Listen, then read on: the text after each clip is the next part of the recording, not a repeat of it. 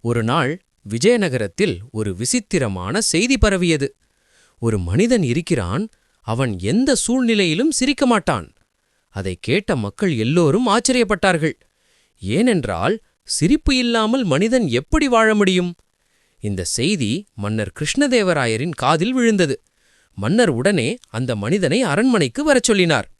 அடுத்த நாள் அந்த மனிதன் மன்னர் முன்னால் நின்றான். முகத்தில் எந்த உணர்ச்சியும் இல்லை. சிரிப்போ கோபமோ எதுவுமில்லை, வெறும் அமைதி. மன்னர் சிரித்துக் கேட்டார், "உனக்கு சிரிக்கவே வராதா?"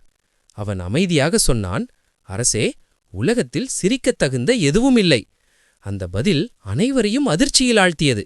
மன்னர் சிரித்தார். "சரி, உன்னை சிரிக்க வைப்பவருக்கு பெரிய பரிசு" என்றார்.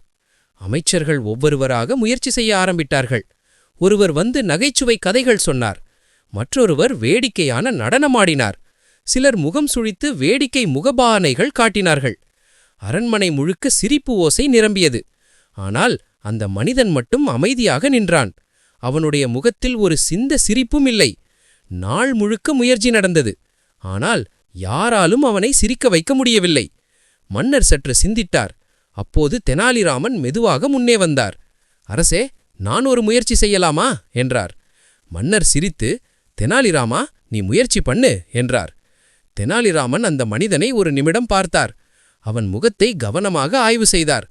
பிறகு எதுவும் சொல்லாமல் அங்கிருந்து சென்று விட்டார். அனைவரும் ஆச்சரியப்பட்டார்கள். இவன் ஏன் எதுவும் செய்யாமல் போயிட்டான் என்று பேசிக்கொண்டார்கள். அடுத்த நாள் காலை அரண்மனைக்கு தெனாலிராமன் வந்தார். ஆனால் இம்முறை அவர் வித்தியாசமாக இருந்தார். அவர் மிகவும் சீரியஸாக இருந்தார். யாரிடமும் பேசவில்லை. யாராவது ஜோக் சொன்னாலும் அவர் சிரிக்கவில்லை. அமைச்சர்கள் குழப்பமடைந்தார்கள். இது என்ன புதிய நாடகம் என்று யோசித்தார்கள். அந்த சிரிக்காத மனிதன் கூட கவனித்தான். இவன் ஏன் இப்படி இருக்கிறான் என்று அவன் மனதில் கேள்வி எழுந்தது. மன்னர் ஒரு ஜோக் சொன்னார். அனைவரும் சிரித்தார்கள். ஆனால் தெனாலிராமன் மட்டும் அமைதியாக இருந்தார். அது அந்த மனிதனை இன்னும் குழப்பமடையச் செய்தது. சில நேரம் கழித்து தெனாலிராமன் அந்த மனிதனை நோக்கி மெதுவாக சொன்னார், "நீ மட்டும்தான் சிரிக்காதவன் என்று நினைத்தேன்.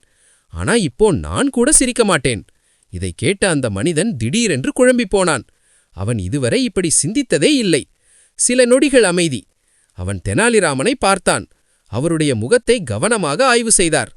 அந்த அமைதியான நிலை அவனுக்கு திடீரென்று வேடிக்கையாக தோன்றியது. முதலில் ஒரு சின்ன சிரிப்பு, பிறகு அது பெரிய சிரிப்பாக மாறியது. அவன் சிரிக்க ஆரம்பித்தான். அனைவரும் அதிர்ச்சியில் நின்றார்கள். "இவன் சிரிக்கிறானே" என்று குரல் எழுந்தது.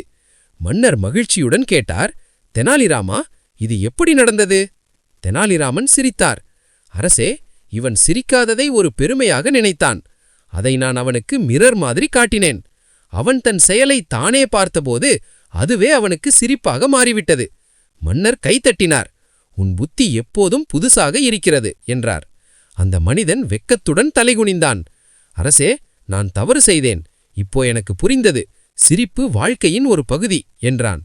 அந்த நாள் முதல் அவன் எப்போதும் சிரிப்புடன் வாழ ஆரம்பித்தான்.